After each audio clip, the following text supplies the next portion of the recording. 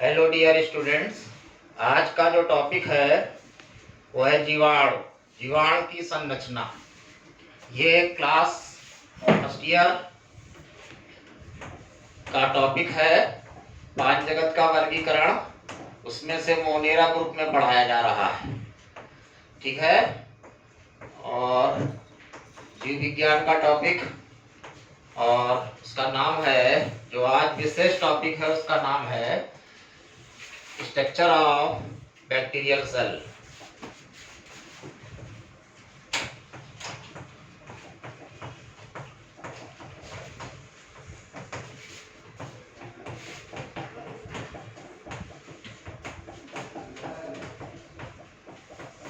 Structure of bacterial cell meaning हो गया जीवाणु की संरचना। जीवाणु की संरचना में क्या हुआ? जीवाणु एक कोशिकी होते हैं।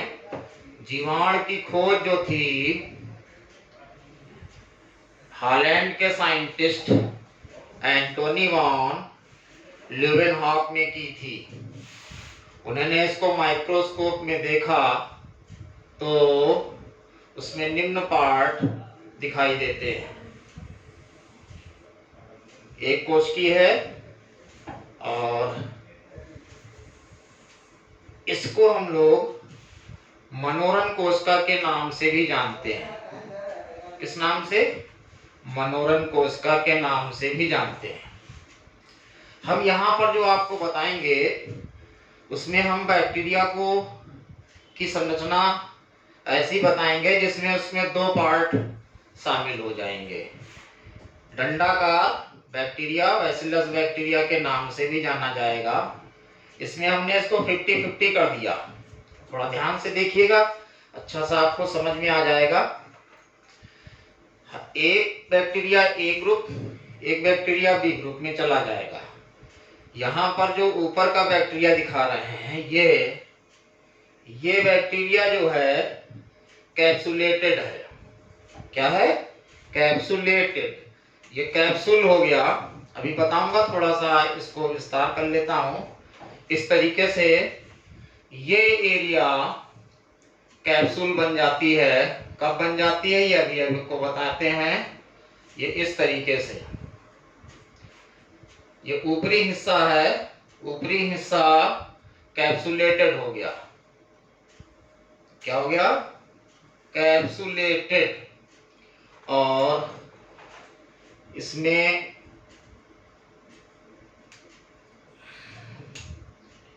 इस तरीके से ये दिखाया जा रहा है। ये सेल वॉल हो गई। क्या हो गई? Cell wall.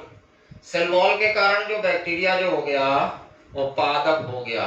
पादप मीन्स प्लांट हो गया।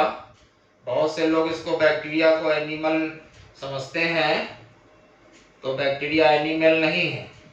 बैक्टीरिया में कोशिका भित्ति पाई जाती है। इस आधार पर बैक्टीरिया प्लांट के अंतर्गत आ गया। ये जो थी ये सेल वॉल हो गई। सेल वॉल मीन्स कोशिका भित्ति। कोशिका भित्ति के बाद में इसी के जस्ट नीचे यहाँ पर ये हो गई प्लाज्मा मेम्ब्रेन। पिंक रंग में जो दिखाई दे रही है ये आपकी प्लाज्मा मेम्ब्रेन हो गई। क्या हो गई? Plasma membrane. प्लाज्मा मेम्ब्रेन को कोशिका कला के नाम से भी जानते हैं। ये एरिया आपको दिखी इस तरीके से। अब इसके अंदर जो भी द्रव दिखाई दे रहा है ये साइटोप्लाज्म हो गया। क्या हो गया? साइटोप्लाज्म। कोशिका द्रव्य। क्या हो गया? कोशिका द्रव्य हो गया ये। तो ये हमने 50-50 बना दिया। ऊपर का एरिया जो था वो कैप्सुलेटेड हो गया।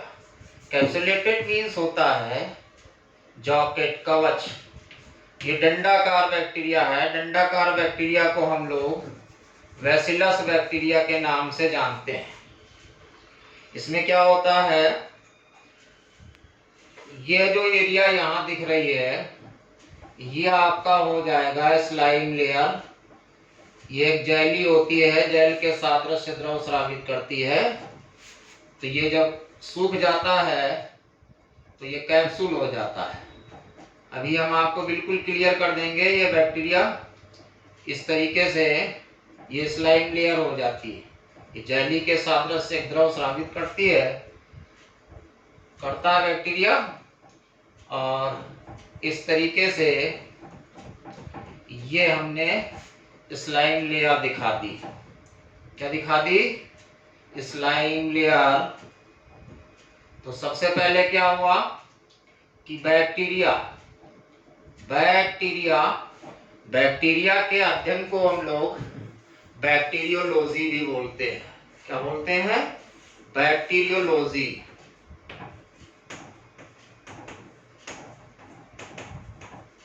बैक्टीरियोलॉजी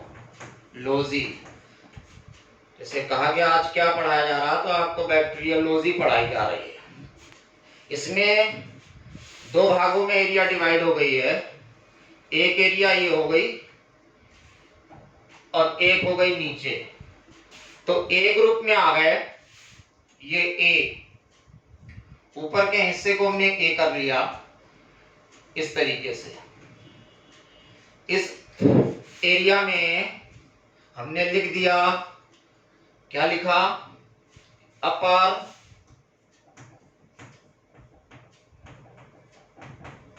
माने ऊपरी, ये ऊपरी का हिस्सा हो गया। अपर कैप्सुलेटेड,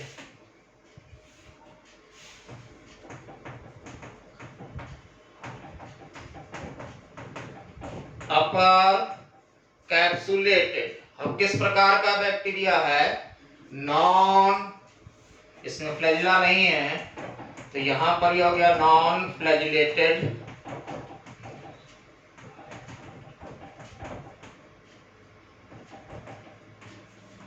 बैसिलस, क्या हो गया? बैसिलस मीन्स जो होता है डंडाकार होता है। बैसिलस बैक्टीरिया 4 प्रकार के होते हैं। कितने प्रकार के? 4 प्रकार के होते हैं। डंडाकार, कामारूपी, सर्पिलाकार और गोलाकार भी। तो अपर कैप्सुलेटेड नॉन फ्लैजिलेटेड बैक्टीरिया,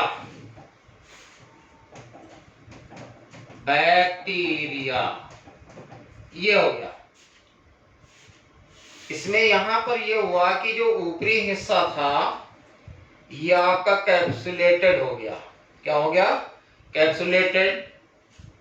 और यहां से जब नीचे की ओर गए बी,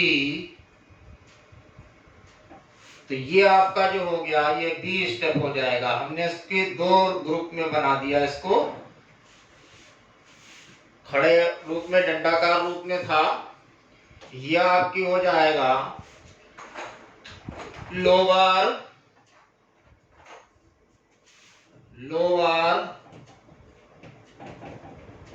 मीन्स हो गया निचला।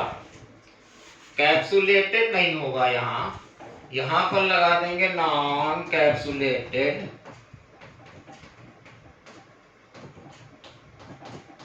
नॉन कैप्सुलेटेड, ठीक है। फ्लैजिलेटेड मीन्स हो जाएगा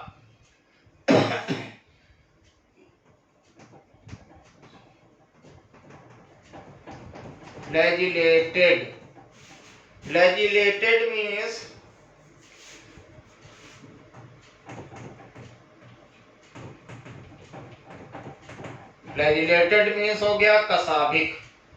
क्या हो गया? कसाभिक।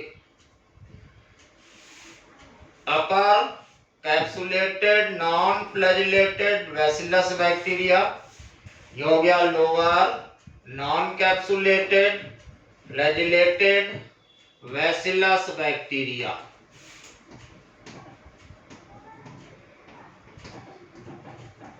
Bacillus bacteria.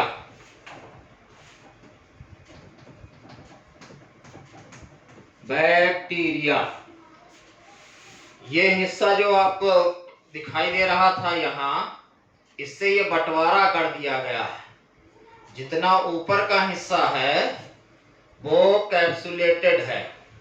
कैप्सुलेटेड का मतलब यहाँ पर अब देखिए, बैक्टीरिया जो होता है उसको बोला गया सबसे पहले कि इसकी खोज एंटोनी वॉन लीeuwenhoek ने की। एंटोनी वॉन लीeuwenhoek हॉलैंड के एक साइंटिस्ट थे। तो सबसे पहले हम यहाँ पर आए और हमने पहली लेवलिंग स्टार्ट की। सबसे पहले क्या था, ये आपका था कैप्सूल, ठीक है। दूसरा जो ये व्हाइट रंग में दिखाई दे रहा है, इसका नाम हो जाएगा सेल वॉल। सेल वॉल माने कोशिका भित्ति। थर्ड में आपको ये पिंक रंग में दिखाई दे रहा है, इसका नाम हो जाएगा प्लाज्मा मेम्ब्रेन। Plasma membrane.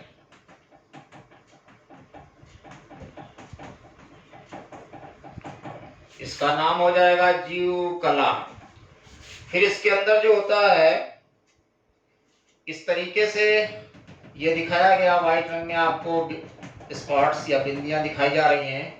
इसका नाम हो जाएगा साइटोप्लाज्म, कोशिका द्रव्य। साइटोप्लाज्म ये हो जाएगा कोशिका द्रव्य। फिर इसमें क्या होता है कि ये प्रोकैरियोटिक सेल्स या मनोरंग कोशिका के रूप में होती है। तो इसमें हमने इस तरीके से ये न्यूक्लियस पाया नहीं जाता, क्योंकि जो प्रोकैरियोटिक या मनोरंग कोशिकाएं होती हैं या पूर्व केंद्रीय कोशिकाएं होती हैं, इसमें केंद्रक झिल्ली व कोशिकांगों का अभाव होता है। क्या होता है? कोशिकांगों का अभाव होता है। इसमें जो होते हैं इस तरीके से, ये जो हमने पिंक रंग में बिंदियां दिखाई हुई हैं, इसका नाम हो जाएगा ऑयल ड्रॉप्स। क्या? Oil drops. ये आपने इसमें कोशिका द्रव में बिखरा दिया और यहाँ पर एक लेबलिंग दे दी, ऑयल ड्रॉप्स। वसा की बूंद या तेल की बूंद। इसी में क्या होते हैं, इस तरीके से येलो कलर में बिंदियां दिखाई जा रही हैं, इनको हमने एक नाम दे दिया वॉल्यूटिन ग्रेन्यूल। ये वॉल्यूटिन ग्रेन्यूल कण,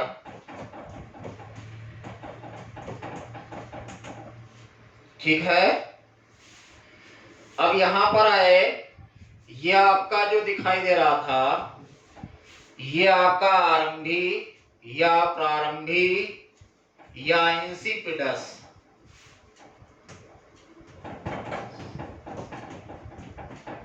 इंसिपेंट भी बोल सकते हैं, इंसिपेंट न्यूक्लियस। इसका एक और भी नाम होता है, केंद्रक भी बोलते हैं या न्यूक्लियोइड बोलते हैं। इसके अंदर जो होते हैं आपका डीएनए, आप लिख कर दीजिए, ये न्यूक्लिक अंग दोनों हो जाएंगे, डीएनए और आरएनए दोनों प्रेजेंट होते हैं, और क्रोमैटिन के कण भी पाए जाएंगे।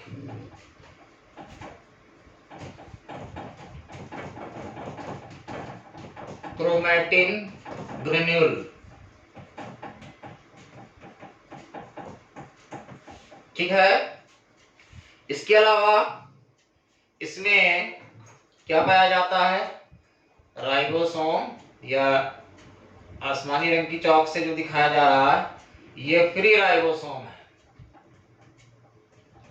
ये आरएनए तथा प्रोटीन के बने होते हैं, इसके आरएनए और प्रोटीन के। तो इसका नाम हो जाएगा, यहां पर लिख दिया जा रहा है 17S राइबोसोम, क्योंकि जो प्रोकैरियोटिक सेल होती है same bacteria and prokaryotic cell एक ही जैसी संरचना होती है। तो प्रोकैरियोटिक और यूकैरियोटिक सेल्स में क्या अंतर है कि प्रोकैरियोटिक सेल्स में न्यूक्लियस, न्यूक्लियर मेम्ब्रेन, कोशिकांग, केंद्रक झिल्ली नहीं पाए जाते। 70S राइबोसोम, 70S राइबोसोम जो होता है वो प्रोकैरियोटिक सेल में पाया जाता है और 80S ribosome, 80S ribosome eukaryotic cells में पाए जाते हैं।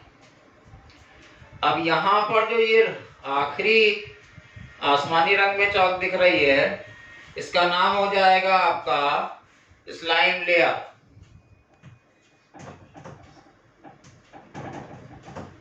लेयर मीन्स परत हो जाएगी स्लाइम लेयर। ठीक है, ये आपका जो था, जो आपको इस समय दिखाया गया डायग्राम, अब इसमें जो भी जगह बच जाती है उसमें हम साइटोप्लाज्म को भर देते हैं। अब ये जो ऊपरी हिस्सा था ये कैप्सुलेटेड हो गया और निचला हिस्सा जो था वो नॉन कैप्सुलेटेड हो गया। सबसे ऊपरी हिस्सा जो बैक्टीरिया का है ये बहुत ही खतरनाक है। जैसे प्रश्न आ गया, बैक्टीरिया से होने वाले 4 रोगों के नाम लिखिए, तो टीबी, टिटनेस, टाइफाइड, हैजा। तो ये टीबी जो होती है वो किस बैक्टीरिया से होती है? तो माइक्रोबैक्टीरियम ट्यूबरक्लोसिस, ये टीबी के बैक्टीरिया का बॉटनिकल नेम है, माने बैक्टीरिया का नाम है। ओके, टीबी का बैक्टीरिया बहुत खतरनाक होता है क्योंकि ये डंडाकार होता है। जितने भी बैक्टीरिया डंडाकार का मतलब जिसमें बैसिलस लगा होगा, ये बैक्टीरिया खतरनाक होते हैं। इसमें एक चीज और आपको दिखाई जा रही है कि बैक्टीरिया कोशिका के अंदर एक स्पेशल चीज और भी पाई जाती है। ये अक्सर एग्जाम में पूछा जाता है, ये मैंने पर्पल कलर की चौक में आपको दिखाया हुआ है, इसको हम छोड़ रहे थे। ये था प्लाज्मिड।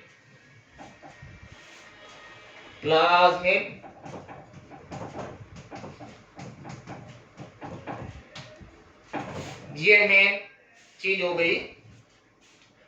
प्लाज्मिड की परिभाषा होती है कि जीवाणु कोशिका द्रव्य में एक गोलाकार रचना होती है जिसे प्लाज्मिड कहते हैं। प्लाज्मिड जो होते हैं 3 प्रकार के होते हैं।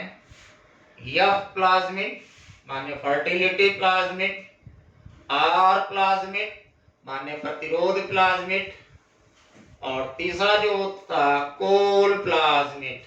कौन सा? कोल प्लाज्मिड। तो प्लाज्मिड की परिभाषा हो जाएगी कि बैक्टीरिया कोशिका के अंदर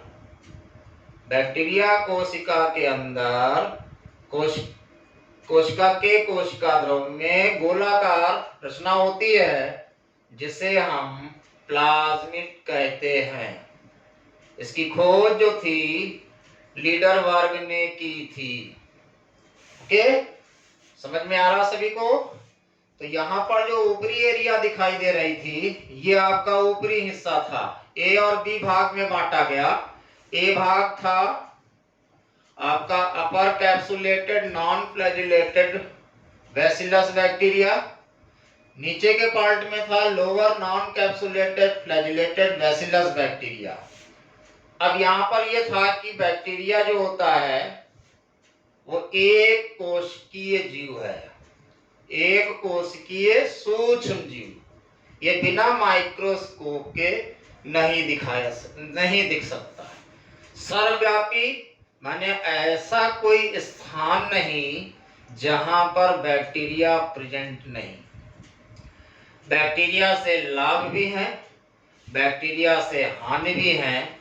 जैसे दूध से दही, सिरका, ये जो होता है बैक्टीरिया से बनता है। ऐसे हानियां हैं तो नाना प्रकार की जो डिजीज होती हैं, टीबी, टिटनेस, टाइफाइड, हैजा, ये बैक्टीरिया से होती है।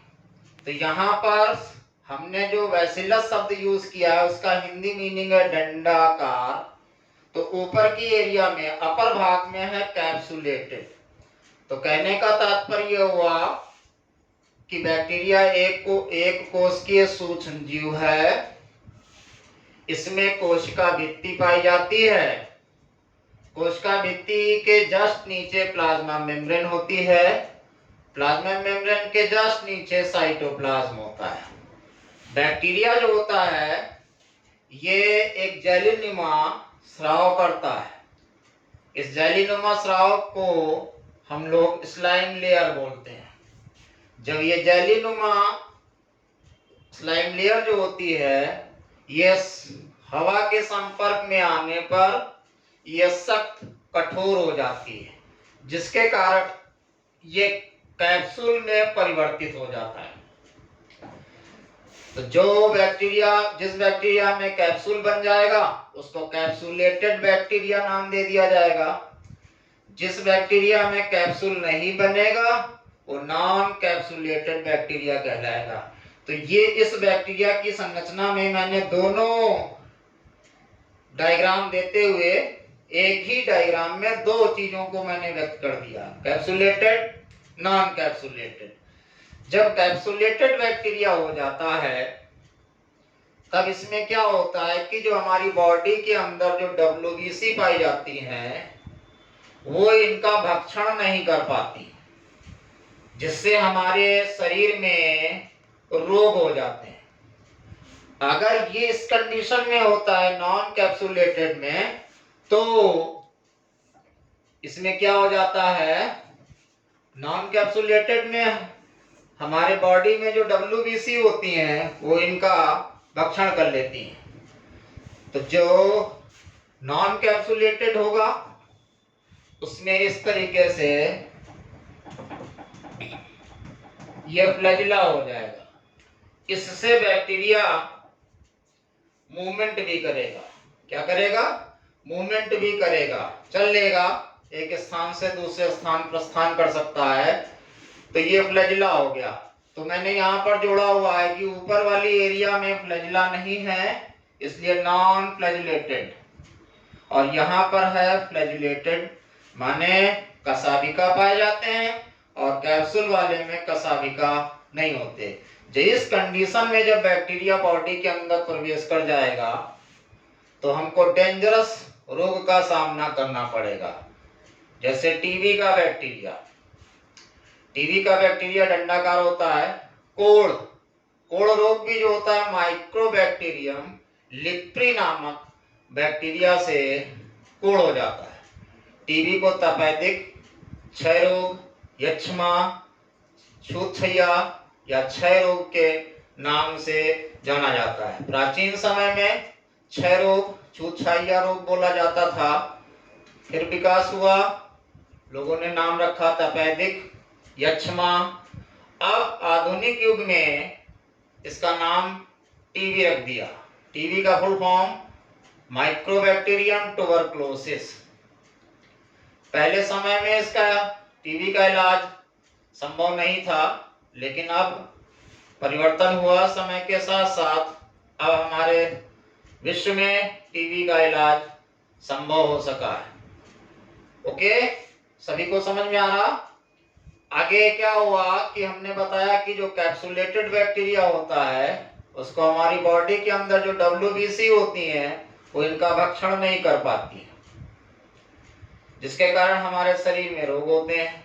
इसके अतिरिक्त बैक्टीरिया में ऑयल ड्रॉप्स, ये आपकी वसा की बूंद भी बोल सकते हैं, वॉल्यूटिन ग्रेन्यूल्स, फिर इसी के अंदर जो था तुम आपका DNA ऑब्लिक RNA। DNA जो होता है वो डबल स्टैंड DNA होता है। इसी में हमने दिखाया हुआ है chromatin granule, 70S ribosome, polyribosome भी होते हैं। जब राइबोसोम झुंड में मिलते हैं तो उन्हें पॉलीराइबोसोम का नाम दे दिया जाता है। इसके अतिरिक्त बैक्टीरिया के कोशिका द्रव में प्लाज्मिड पाए जाते हैं।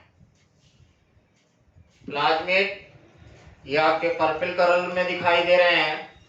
और सबसे विशेष बात यह है कि इसमें ये इस तरीके से जो दिखाया गया हुआ है, इसमें सच्चा केंद्रक माने ट्रू न्यूक्लियस नहीं पाया जाता।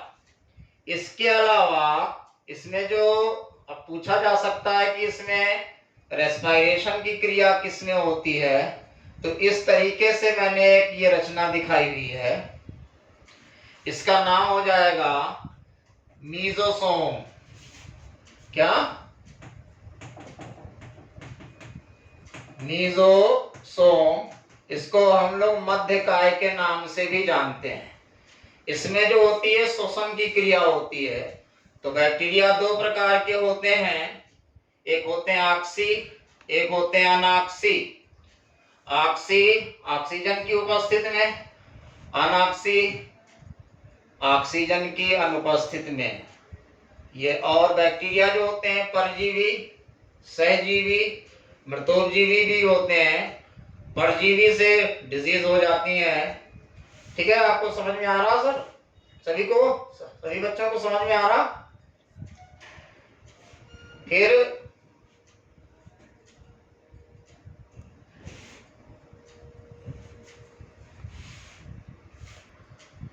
ये आज हमने आपको इतना बताया।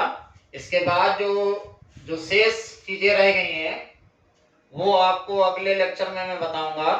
ठीक है, ओके, समझ में आ गया सभी को?